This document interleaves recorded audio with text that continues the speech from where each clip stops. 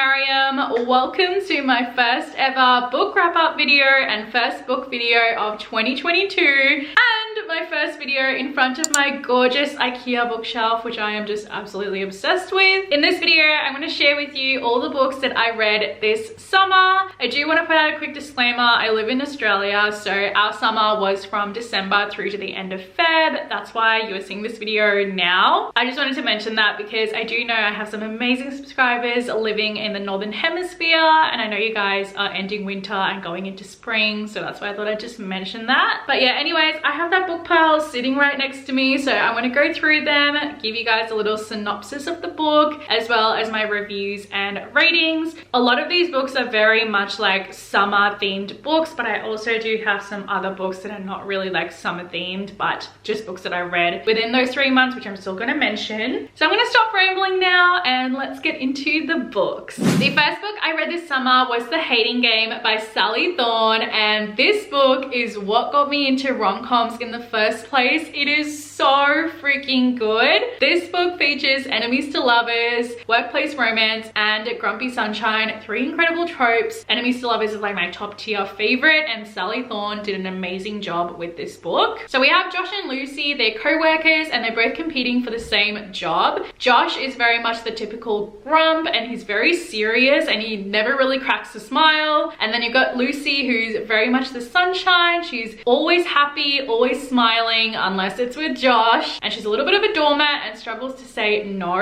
You guys, this book has so much good banter. I live for good banter, and this book has exactly that. And the chemistry between Josh and Lucy was just incredible. I love the part where Lucy was sick, and like this was like the time when they were like meant to hate each other, and like he was still looking after her and like stayed with her, and I'm like, oh my god, they're just so cute. And then there's this like steamy scene that happens in the elevator, and then that like completely changes the dynamic of their relationship, and it is just such a good book. I rated this one 5 out of 5 stars. So freaking good. If you haven't already read it, please go read this. It's immaculate. Straight after that book, I wanted to pick up another enemies to lovers rom-com. So I picked up The Unhoneymooners by Christina Lauren, which I heard so many good things prior to purchasing this book. And this is enemies to lovers, forced proximity, and fake dating slash fake marriage, which is also another trope that I really enjoy. So this follows Olive, and we start off at Olive's twin sister Amy's wedding, and everyone at the wedding gets really bad food poisoning, including the bride and the groom. But the only 2 people that don't get food poisoning are Olive and this guy named Ethan, who is the groom's brother and the best man. Olive and Ethan do not get along. They can barely stay in the same room with each other without ripping each other's heads off. And because they're the only 2 people from the wedding who are not sick, they are forced to actually take the 10-day honeymoon trip to Hawaii and pretend to be married because the tickets are non-refundable. So now they have to go to Hawaii and do all these like coupley things and convince like everyone at the resort basically that they're married. This book I was so excited about because I was like, oh my gosh, like a book that's set in Hawaii and it's enemies to lovers, like this is going to be so good, especially because I heard a lot of people say Christina Lauren's books are like amazing. But I honestly did not really enjoy this book. I didn't really ship Ethan and Olive together, and Ethan particularly, like within the last few chapters, I really did not like, especially the fact that he was like, when they actually got together, there was something that happens and then Ethan doesn't believe Olive and is like such a total douche about it, and I was like, no, I do not like you. And I feel like a part of a rom-com is you need to ship the characters together, and I really did not. I ended up giving the final rating of this book 3 out of 5 stars, which by the way is definitely not a bad rating. Like I didn't hate this book, it was just kind of in the middle where it was okay. I really enjoyed the writing. The writing in this book was great. I enjoyed the little Harry Potter references thrown in there. This next book I have not been able to stop thinking about since I first read it in December, and that is You and Me on Vacation by Emily Henry. This is a friends to lovers romance, and it is so freaking good. The guy in this book is like my absolute favorite book boyfriend ever. He is the sweetest, the absolute perfect guy ever. This is about two best friends named Poppy and Alex. They first met when they were in freshman year of college. They're both kind of like opposites. So Alex is very reserved and he has like a plan in life. He's like very type A personality. And then you've got Poppy, who's very outgoing, carefree. She kind of just like goes with the flow. Poppy and Alex for the past 10 years have been going on summer trips together. That's like their tradition. Except 2 summers ago, something goes very wrong that makes them have a huge fallout and they haven't talked to each other for 2 years. And then Poppy reaches out to Alex and they decide to go on one final summer trip together to rekindle their friendship. And this is like their chance to hopefully fall in love. This book's also really cool because it jumps from different time frames. So you'll have one chapter from this summer and then you'll go back in time to like 10 summers ago, 8 summers ago, 7 summers ago. So you can really see their friendship and relationship develop over time. So that was really interesting to read. I will say though, it takes so long for Poppy and Alex to get together and I was like, why have they not gotten together yet? Like, they have so much chemistry, like put them together already. I wish there were more chapters with them as a couple because they were just so cute together and the things that Alex would do for her was just like so sweet. I was like, literally the way Emily Henry writes her men in her books is just incredible, show-stopping, fabulous. If you want like a rom-com that's gonna literally give you butterflies in your stomach, and if you are looking for a new book boyfriend, read You and Me on Vacation. 5 out of 5 stars, incredible. And the next book I read was Heartbones by Colleen Hoover. This was actually my first read of 2022 and this is a young adult romance between Bea and Samson, who are kind of portrayed as kind of like opposites at the start. So Bea comes from a life of poverty and neglect. She lived with her mom, who is a drug addict. Ever since she was like a really young kid, has had to be really independent and look after herself, not really like have a proper childhood. So her upbringing was like really sad, honestly, and she doesn't really have much contact with her dad, and her dad has no idea what's going on with her or her home life or her mum. And then when her mum dies, which is not a spoiler, it's literally on the first page, she contacts her dad but she still doesn't tell him that she's dead or what's going on. She kind of plays it off as like, I want to spend the summer with you, let's like rekindle our relationship. Turns out her dad is now like basically rich and owns a beach summer house, which was so sad to read about because I'm like, oh my goodness, Bea would have had a totally different life if she lived with her dad. And her dad is now also remarried and she has a stepsister. So when she goes to stay at her dad's beach house, she meets this guy named Samson, who's actually her neighbor for the summer.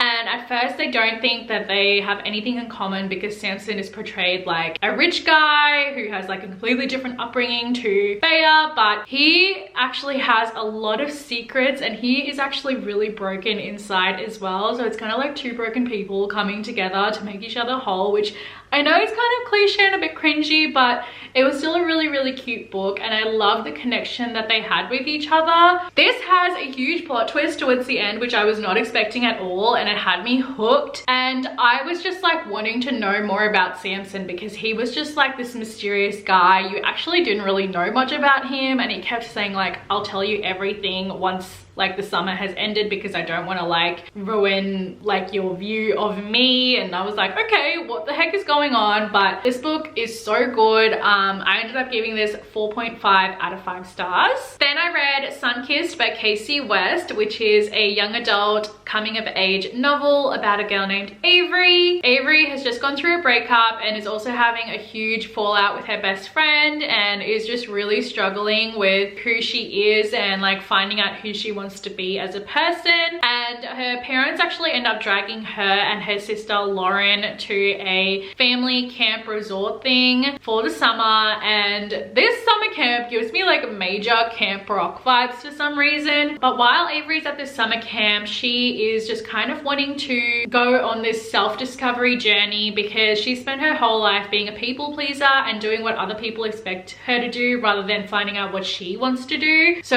this book is very character based and has some incredible character development, but there is also a love interest in this book. So Avery meets this boy named Brooks, who is actually a staff member at the camp resort, and he's also part of a band, and his band is playing at this festival thing, but he's really struggling with lyrics for songs, and Avery is actually really good with writing. So they strike up a deal where if Avery helps write a song, Brooks will help her try new things and really discover who she is. I feel like it was honestly really inspiring to read about, and the character development from page 1 to like the end of the book is just immaculate. I felt so proud of Avery, and I actually loved this book way more than I thought I would, and I ended up giving this 5 out of 5 stars. Then I read another Casey West book, and that was Lucky in Love. This is another young adult romance, and this is about Maddie. Maddie and her family are really struggling with money. Her mum is constantly working overtime, and her parents are always fighting, and majority of it is to do with finances, and her brother also can't afford to go to college, so he's taking a gap year. But then on her 18th birthday, she buys a lottery ticket on a whim, and she ends up winning $50 million,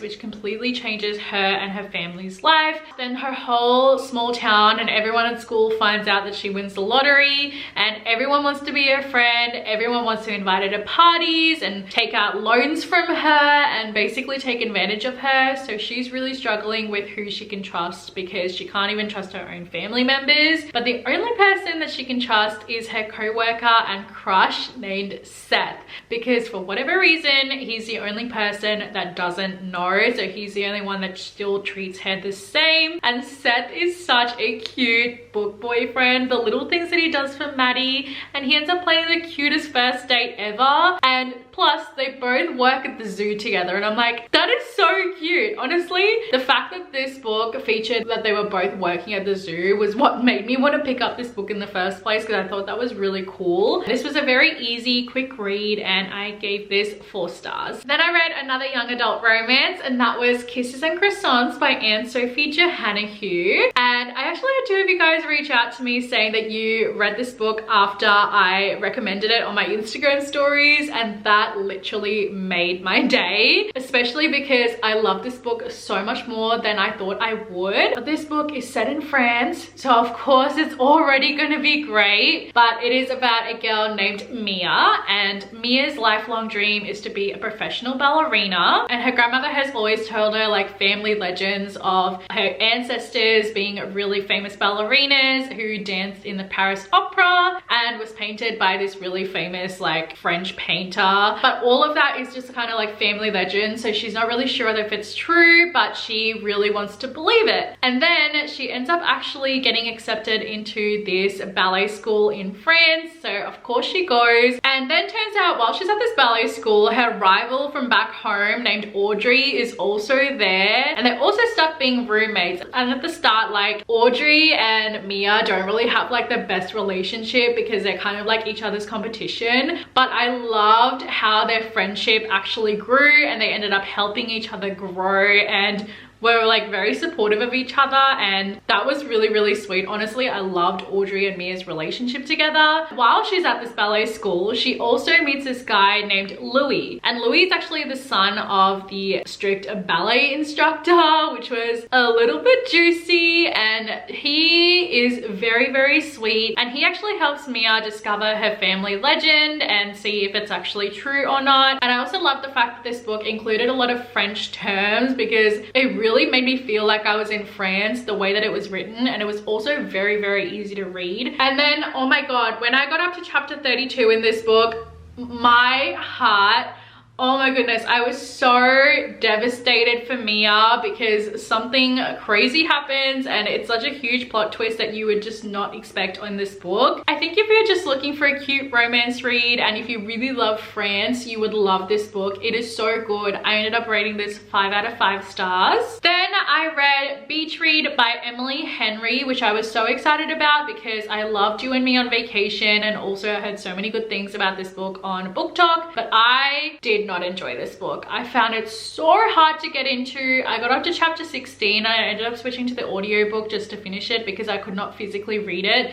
It was so boring. It was so slow. I couldn't connect to the characters, which I know is going to be a really unpopular opinion. I am so sorry if this is one of your favorite books. I just could not get into it. But this book is about two writers named January and Gus. January writes romance novels and Gus writes literary fiction, and they end up switching genres to write each other's genres. And there's also some other things that happen in this book outside of that as well, which I'm not really going to go into because I do not like this book enough to talk much about it. But I rated this 2 out of 5 stars. I personally would not recommend this, but I do know a lot of people like this book, so pick it up if it sounds like a book that you'll like, but I just personally did not enjoy it. Next 3 books, I actually don't have physical copies with me at the moment because I borrowed them from the library and I recently returned them, so I don't have them with me, but I will include photos of them so you guys can see what they look like. First library book that I read was Rent a Boyfriend by Gloria Chow, which is actually inspired by real life events that happen in some Asian countries where you would hire a fake boyfriend to take home to your Asian families to kind of get them off your back for arranged marriages, which was so interesting. I was like, wow, I didn't think this was really much of a thing, but it is. So that was really interesting. But anyways, this book is about a girl named Chloe. Her family call her Jing Jing, which is like her traditional name, but she prefers to go by Chloe. Chloe's parents are traditional, strict Asian parents, and they're trying to set up an arranged marriage for her with this guy that she absolutely hates. In order to like stop the arranged marriage, Chloe downloads this app called Rent a Boyfriend and hires this guy named Drew to take on this persona as Andrew,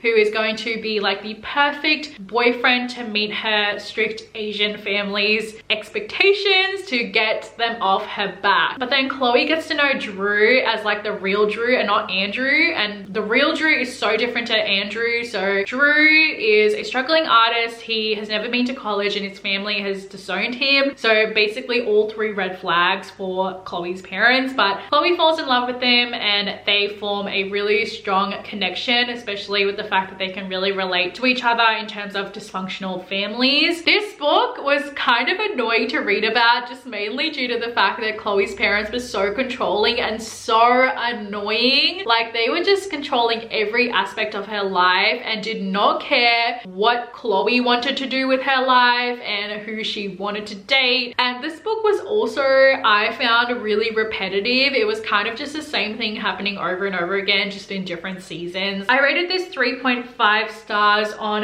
Goodreads. Then I read Still Me by Jojo Moyes, which is the last book in the Me Before You trilogy. I read the first 2 books last year and I really enjoyed them. I found Louisa Clark to be one of my comfort characters, to be honest. So I was really excited when I saw Still Me at the library. I just had to pick it up. This book didn't even need to be written. Did I still enjoy it? I did, but it just didn't really add too much to the story, to be honest. But I still loved following Louisa to New York as she started her new job and then encountered a few hurdles, of course. Don't really want to talk too much about this book because I don't want to accidentally spoil anything for the first 2 books if you haven't read them. I ended up giving this book 4 out of 5 stars. I really liked how the book ended. I also really liked the unexpected friendship that happened towards like the last third of the book, and it was honestly kind of sad to say goodbye to Louisa as a character because I really connected to her. But yeah, the series as a whole, I rated 5 out of 5 stars. I definitely recommend. The next book I read was The Summer House by the Sea by Jenny Oliver. I really struggled getting into this book, if I'm going to be honest. It was meant to be a romance novel, but I feel like there was barely any romance in it for starters, and also the whole book is in third perspective, which isn't really my cup of tea. I love first perspective novels because I connect a lot more to the characters and I follow the storyline better that way. But third perspectives, I do like them if they're done correctly, but I feel like this book wasn't that great. It was okay. I mean, I still finished it. I didn't DNF, which was great. It's actually following 2 siblings who are in their early 30s named Ava and Rory. Ava has a near-death experience, and on top of that, she has to attend her grandmother's funeral with Rory in Spain. And And after the funeral, she has like this epiphany that she needs to go out, try new things, have an adventure and live life to the fullest. So she ends up having like some me time and goes to stay in Spain for the summer, despite the fact that Rory is just like, no, don't do that, we got to sell that place and get the money. But then Rory has some issues and everyone starts hating on him on Twitter, and his wife recommends him to have this digital detox, so he ends up going to Spain anyway, where Ava already is. And while they're in Spain, there is this cafe that is run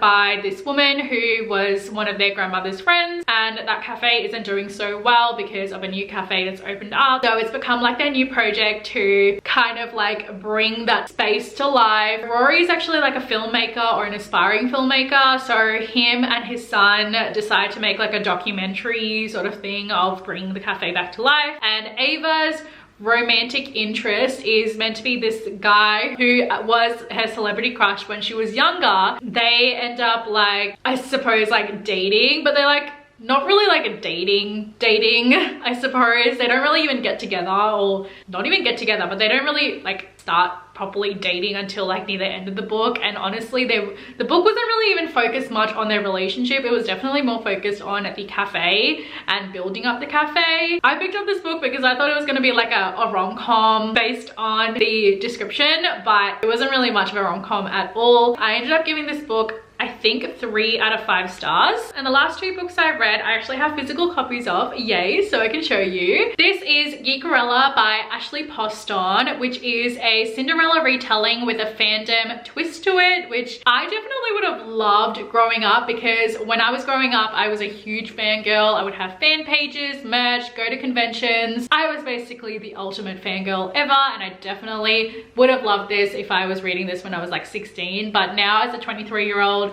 I still really enjoyed this book because I love fairy tale retellings. I know they're predictable, but they're a guilty pleasure of mine. So we have our main character, Elle. Elle lives with her stepmom and her stepsisters because her father passed away, and her father actually founded this convention called Excelsicon, and her and her dad shared this love for a TV show called Starfield. That TV show is now actually having a reboot with new actors playing the OG characters, and this guy named Darian is going to be playing the main character, and Elle is not happy about this, and she actually has a blog dedicated to Starfield, and she ends up writing an article about how he's not a good fit for it and why, and that ends up blowing up. This book is a dual perspective between Elle and Darian, so you end up finding out that Darian actually is a secret nerd and he's obsessed with Starfield. After this reboot happens, Darian and the cast are meant to be attending the Excelsicon, which is what Elle's dad founded, and they were going to have this cosplay competition,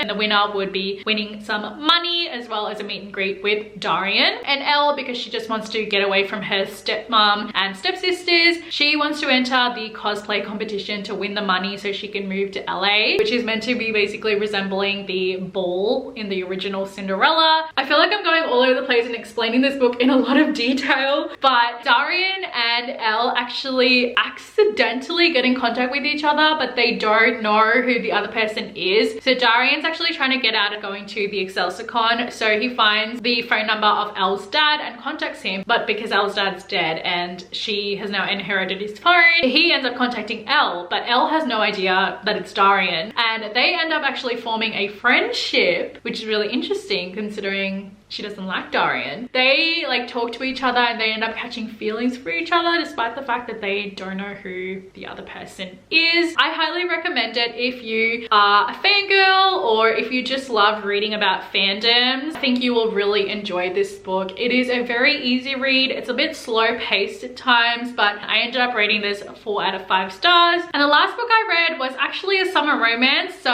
perfect way to end this video. And that was The Layover by Lacey Walden. If you like The Unhoneymooners and The Hating Game, you'll you'll really like this one because I feel like it's a really good mix of both of them. So this follows our main character named Ava, and she is a flight attendant and is about to have her last ever shift as a flight attendant before she quits. And her last ever shift is stuck with this co-worker that she absolutely cannot stand, and that is Jack Stone. And their banter is very similar to Josh and Lucy in the Hating Game. So I absolutely love the little one-liners here. I think this book has so many funny moments between the two because they have these little games that they do with each other, and it's so funny because it reminds me so much of the Hating Game, which is one of my favorite books ever. They are stuck working together to go to a tropical island in Belize, and then that flight ends up having to be a weekend layover at the tropical island because the plane has some mechanical default, so they're stuck spending even more time with each other. This is very much a slow burn romance, enemies to lovers, forced proximities, workplace romance, and tropical vacation. Only thing that kind of put me off this book is the fact that Ava is actually, before she goes on the last ever work trip, she is engaged to this guy named Alexander, and Alexander in this book is meant to portray a really controlling, toxic partner. He is the reason why she's basically quitting her job, because he is like, if you want to get married, you need to quit your job and settle down with me and basically just be a housewife. But with that being said, there's no actual cheating involved in this book because they break up before Ava even is friends with Jack. Like, while the breakup's happening, Ava still hates Jack very much. With that being said, I feel like when Ava and Jack started becoming friends was pretty much soon after the breakup, so it felt like a little bit of a rebound in that aspect. That's the only thing that I was like a bit iffy about. I'm stuck between giving this book a 3.5 or a 4-star rating. I'm kind of leaning towards more a 3.5, just the fact that I'm feeling a little bit iffy on the whole breaking up with your fiance and then getting with someone else like 2 days later. So I'm still trying to make up my mind about that. So at the moment, I'm gonna give this 3.5 out of 5 stars. So that is all the books that I read this summer. I hope you guys got some recommendations out of this, and I hope you enjoyed hearing my reviews on all the books I read as well. Let me know what book you're currently reading or what is your favorite summer read, because I would love to know. I love finding new books to read. And also give this video a huge thumbs up if you enjoyed watching, and let me know what other book videos you would like to see. I'm coming out with a book haul soon, so keep an eye out on that. And also subscribe to my channel down below so you don't miss out on any other videos. I do book videos, lifestyle videos, and house videos. And I do have a Goodreads account, so go check that out if you want to follow me on there. And also follow me on my Instagram as well. I do post little book updates and book reviews on there as well. And I will see you in my next video. Bye!